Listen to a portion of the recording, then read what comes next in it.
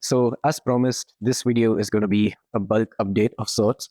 But before that, it's going to be a leg day video. And leg training has been pretty interesting lately because we've been using some new techniques to train legs. The two main ones that I've been using are the pre exhaust superset and the giant set methods. And before I tell you in detail what both those things are, I'm just going to go into the kitchen, fix myself a little pre workout snack, and then we can sit down and talk about that. I swear to God, it's getting a little difficult to wake up in the morning right now in the winters. It's not like the summer, where you can just spring out of bed without any problem. Because in summer, the sun is up pretty soon. But in winter, like right now, it's just dark outside. It's pitch dark outside. It's like 10 p.m. dark. So how do you wake up in these conditions? You gotta force yourself to wake up at one point because it gets a little too cozy in bed. Anyways, for the pre-workout snack, what I have over here is half a scoop of whey and one serving size of honey, which if you've tracked long enough, is about 21 grams for 60 calories. It's a bit different than the usual pre-workout snack of banana on honey, but it serves pretty much the same purpose. Like banana and honey, both quick digesting food just to have inside of your system before a workout. This is the same. Whey and honey, both super quick digesting. So it's just going to get something in my stomach before the workout. Nothing too heavy so that I don't throw up or something. But anyways, about the leg day training techniques, I mentioned pre-exhaust supersets and the giant sets.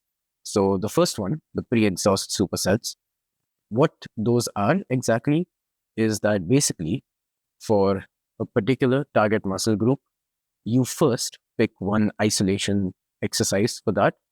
You exhaust the target muscle, fatigue it, and then you dive straight into a compound exercise that involves that same target muscle. So in my personal example, what this is looking like is on the leg days, I start off with the leg extensions, do the leg extensions close to failure, take the quads to failure. The quads are nice and pumped, and then dive straight into the V squats, which is my usual compound exercise for the quads.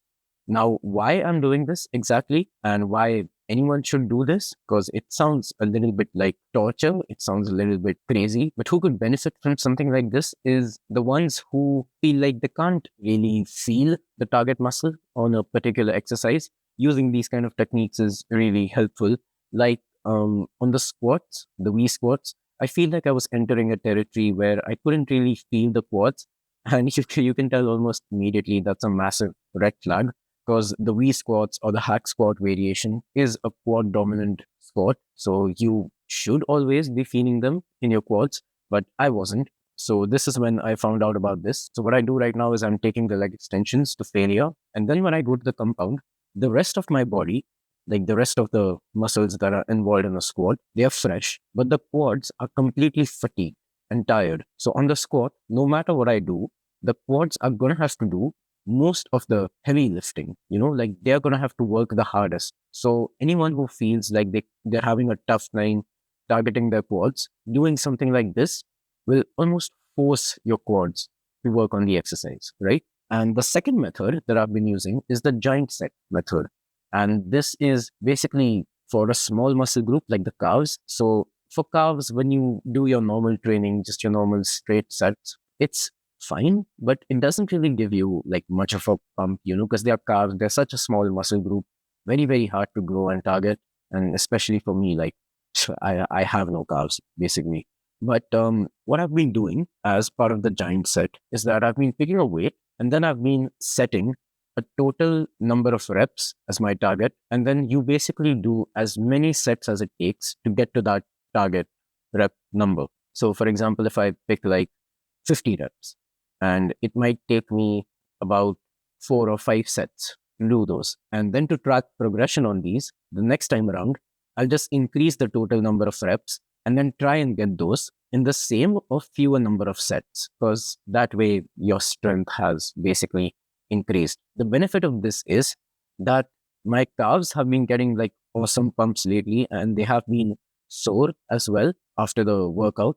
And calves are a small muscle group, so you don't need so much of recovery time. Like you don't need to take like 3 to 5 minutes of rest between sets of calves. Like the most you need is like 30, 40 seconds because you can just shake it off and like go straight into the next set of carbs. And it doesn't take a lot of time as well because it's such a small muscle group. About the soreness part, like a lot of people have been saying that soreness is not necessary for muscle growth. And because of all the information available on the internet, I had believed it as well. Like I was also convinced that soreness has nothing to do with muscle growth. But I actually think that soreness is a beautiful indicator that you did target your muscle group, all the way to failure. Like you did get work done out of it. Because imagine if you're doing incline dumbbell press, you take these really heavy dumbbells, you hit a PR with like a good controlled 6 or 7 reps with a deep stretch and a pause at the bottom. And the next day, when you touch your pecs, you don't even feel like a single thing. Like, isn't that a bit too good to be true? Because, like, if you've really hammered your chest, shouldn't you be at least a little bit sore after a workout? So, I've actually completely switched teams on that now. I think soreness out of your workout is a really underrated tool to at least know that you're doing something right. And that way, I can at least be reassured of the fact that, okay, I did work the target muscle exactly in the way I wanted. And the soreness that I'm feeling out of these, it is going to give me growth. But, anyways, right now we're going to eat this pre workout snack and then go to the gym for leg day. The benefit of making it to the gym early in the morning on a holiday is that you can almost be certain that there's not going to be a lot of people there. I hope I'm right about that.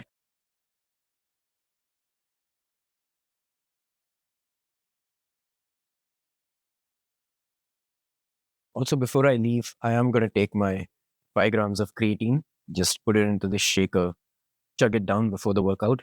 Now, I have heard, and as far as my learning and my research goes, is that the actual best way to take creatine is post workout because after exercise, your body is most insulin sensitive. It'll take up very quickly whatever you give into it, and also to pair it with a quick digesting carb source like honey, for example. So, creatine, honey, and water because that speeds up the absorption of it. But honestly, we know that when it comes to creatine, the single most important factor is the consistency with which you take it. Like taking creatine every single day without fail as a supplement is much more important than worrying about the optimal absorption of it. And the reason I've been doing this recently is because today I'm lucky, it's a holiday, but usually on weekdays, immediately after the workout, I'm either walking to class or to work, straight into campus. And I don't really have a chance to take my creatine then because I don't want to carry it around in this shaker. Like if it was whey protein, I could put 2 scoops of it into this dry, carry it to campus, and then on campus fill it up with milk or water. I haven't had to do that recently, but just an idea. But with the creatine, I don't really want to do that because I've heard that if you let the creatine monohydrate powder sit out in the open, especially in moist conditions for too long, it degrades in its form into a certain form that your body can't really absorb and use. So I don't want to do that with creatine. So I've just been taking it pre-workout now, 5 grams. And honestly, it helps me remember to take creatine because every time I'm like, okay, I'm going for a workout. And just before leaving, I'm going to take my 5 grams of creatine. And that way, the consistency of taking and consuming the creatine is ensured. And I'm good on that. So, yeah, I'm going to chug this and then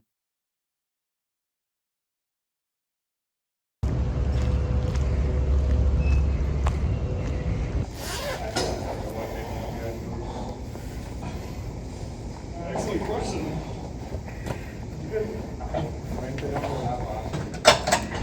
Partial range of motion is easier for you to try it in that last little bit. Not like you, not even the PhD student.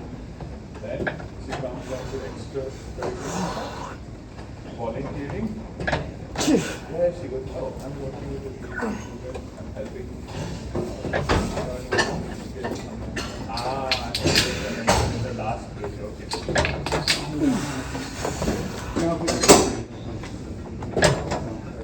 Or me, I take the humble approach. I undersell the stuff I do. Then people with it. Oh no, I heard you. Keep sucking. No, I actually don't.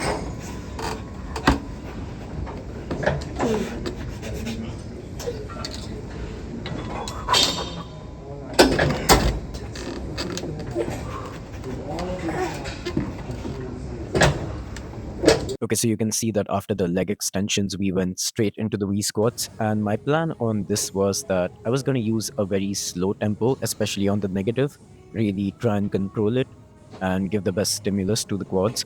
And there's also that little bit of split second pause at the bottom. It's not a huge pause, but just that little bit to activate the quads as much as possible. And then slow and controlled on the way up as well. I try and aim for about 12 reps with this kind of technique that really hammers the quads a lot. It's not too fatiguing. It is a little bit tiring and it does get me sweating a lot, but it is a really effective exercise.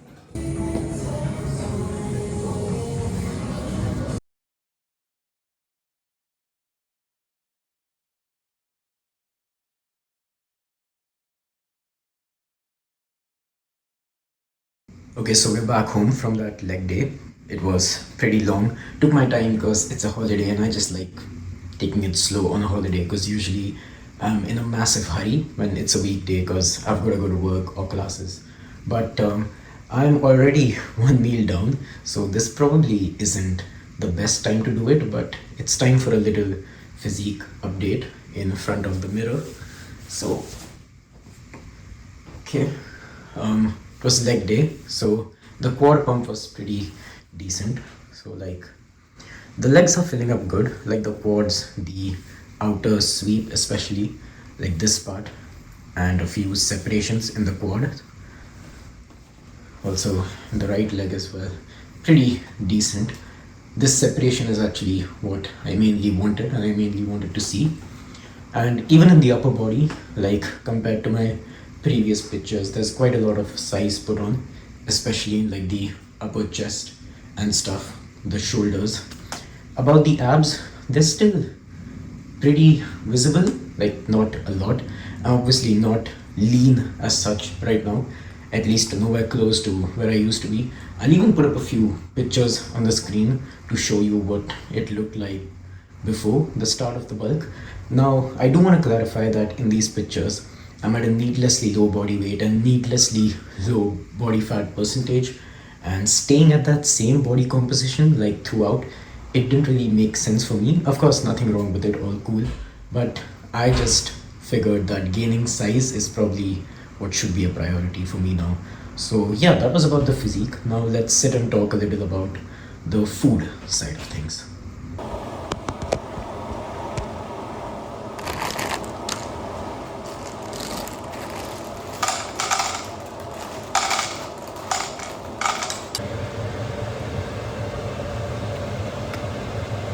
So yeah, I guess talking about the abs kind of put me off a little. So I'm just going to change the topic now. Let's talk a little about food. So I think the last time when I filmed a full day of eating, that was when the daily total calorie intake was about 28, 2900. Since then, we have slowly and gradually upped it to about 3500. Because the kind of approach that I've been taking is I'm weighing myself every day. And at the end of each week, taking the average, comparing it to the previous week, and if it's stalling, I add about 200 calories. So you can say that over time, the bulk has gotten pretty serious, and now we're at a pretty big amount of food.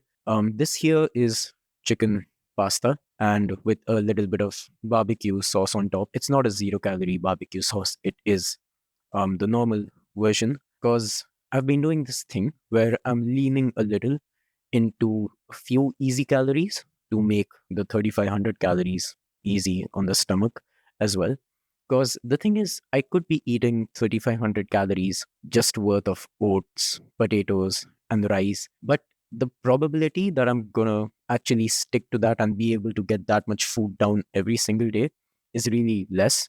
And on a bulk, I mean, that's what the main priority is, right? Like, no matter what, you just gotta get that amount of food in your body because that's exactly what the whole point of the bulk is.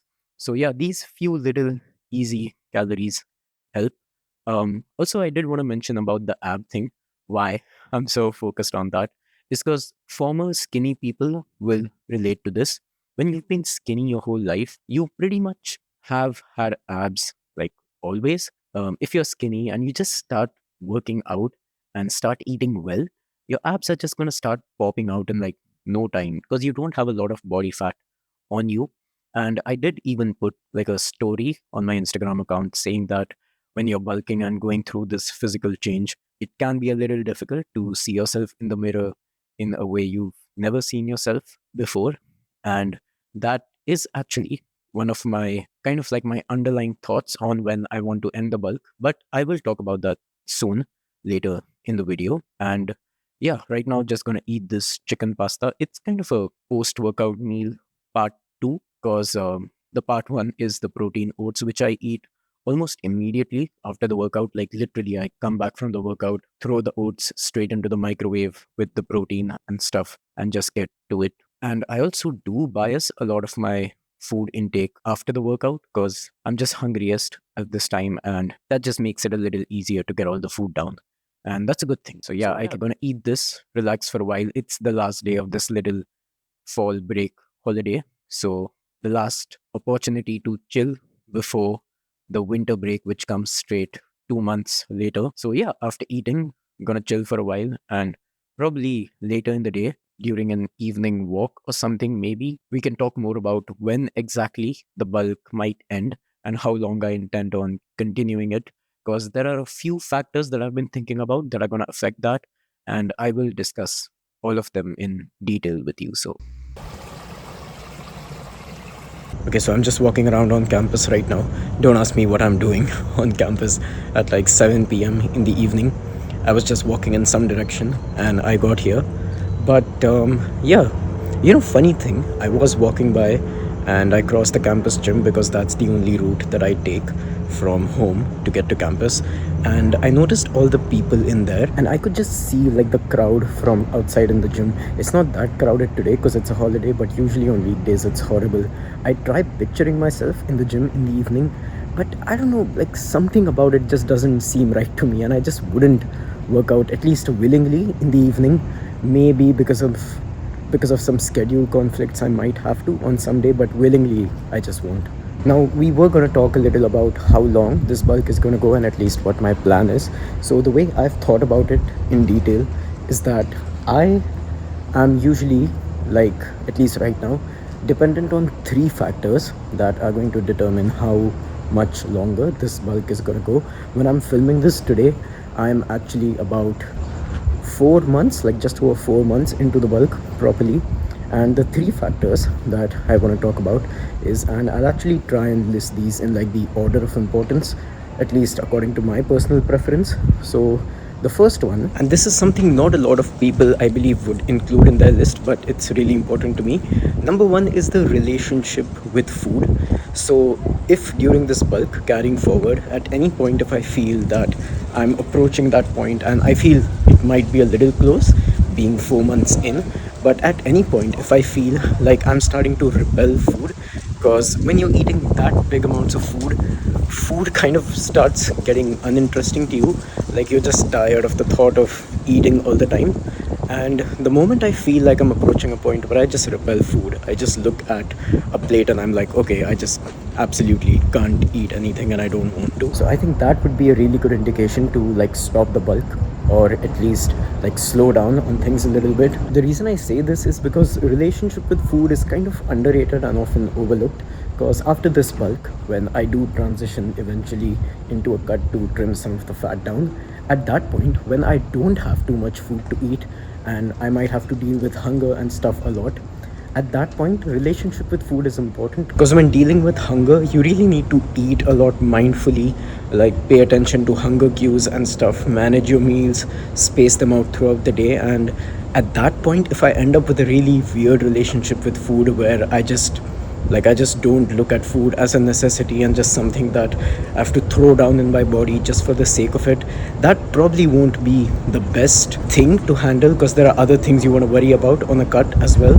So that's definitely something I'm starting to be a lot more mindful and conscious about. And the second I hit that point, that might be an indication to slow down things. Now the second one, and this is actually the big, like important one I guess, and the most obvious one actually, into this bulk if it ever goes. By the way, just to give a little bit of context, so the first initial thought was to take it at least till the end of the year, like, like December end of the year. That's what my first thought was. It isn't a hard and fast rule, but it's just what I thought I'll do at the start of this bulk before I started, when I made up my mind that I actually want to run a serious bulk. Anyways, coming back, the second rule is that at any point in the bulk, as I go forward, if I ever feel like I'm putting on a little too much fat or getting too fat, like for discomfort, I'd probably want to cut the process and stop. Now, this is a bit nuanced because when you're someone skinny trying to bulk up, you also can't simply be like, okay, I've started bulking, I've started eating so much food for the first time in my life, and I've started to get a little bit fluffy.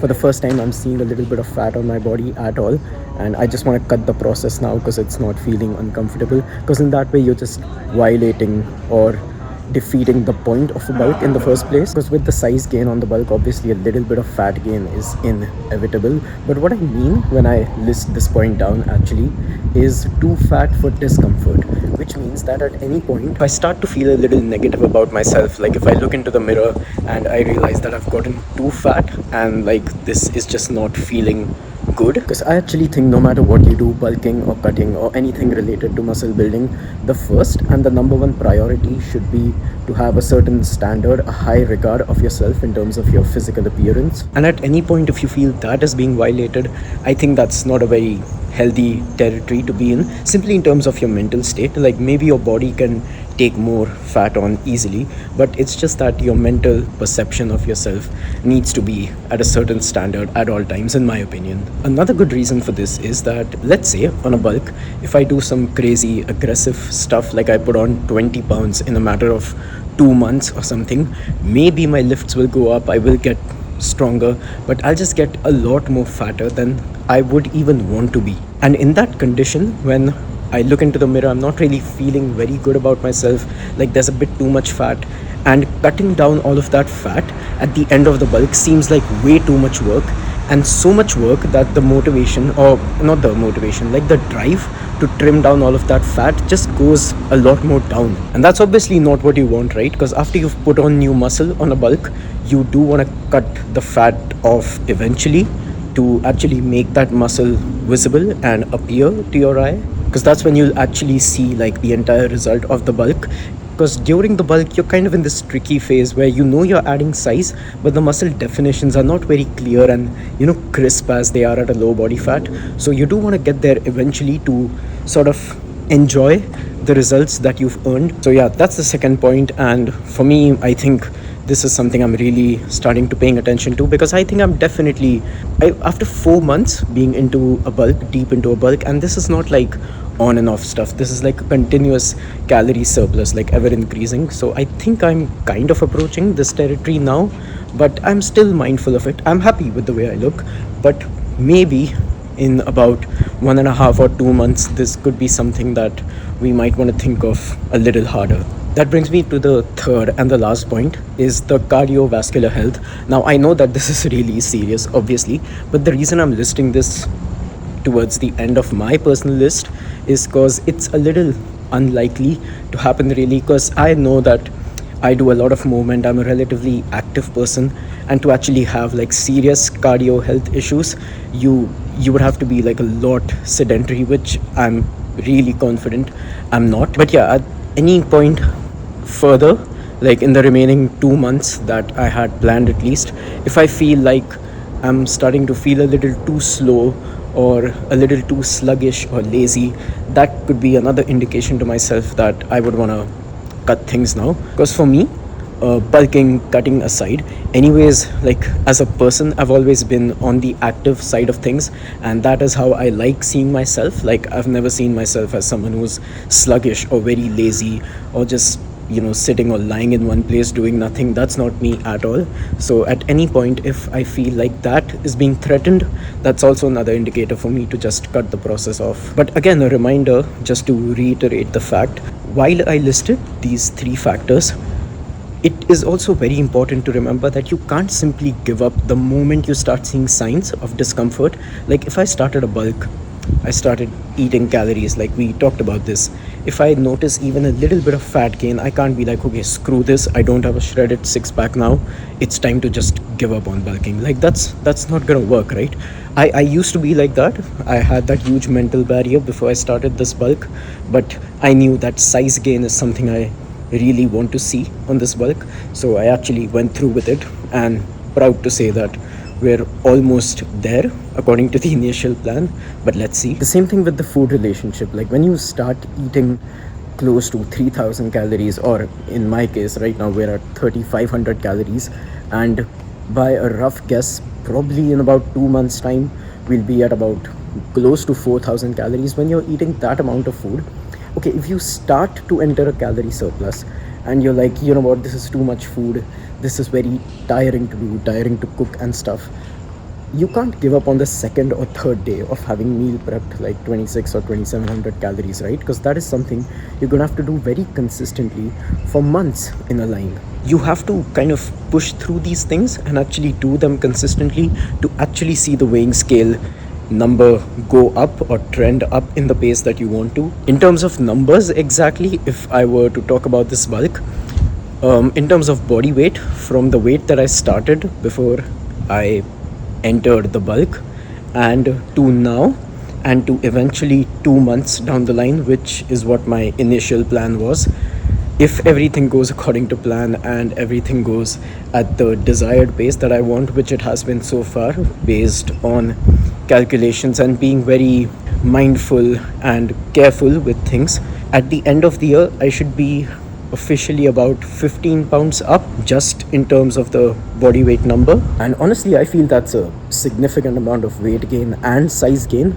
And when after the end of the year I do eventually cut down all the fat, maybe in a mini cut or like a proper dedicated cut, something like about 6 to 7 weeks, when I do trim off all that fat at a same slow pace, maybe I'll lose like 5 pounds, maybe, and most of that should be fat, because you do want to retain all the muscle that you built, the new muscle on the bulk. And once I do drop down to like a relatively low body fat, I can maybe stay there for a while, because to be honest, right now on the bulk I do miss seeing myself very lean, like I have been pretty much all my life. So yeah, I can stay lean at that relatively low body fat, and then when I'm comfortable and I feel like I have the drive again to go for more size gain, then I'm just gonna repeat this exact same process. But yeah, that was more of a like an overview of like a long-term plan. Like I basically just put together the next 1 year of training, what it'll look like roughly for me. But anyways, I've completed a decent amount of steps talking about this right now, and hopefully you had something to relate with in this video if you're also someone who's doing a serious bulk for the first time in your life like I am. So I will of course see you in a while, and in the next coming videos, of course, as time passes, I'm going to be even deeper and deeper into the bulk. So I'll definitely have a lot more updates to give you in terms of my learnings and in terms of my own journey and how this is going. But as of now, I'll see you. Good night,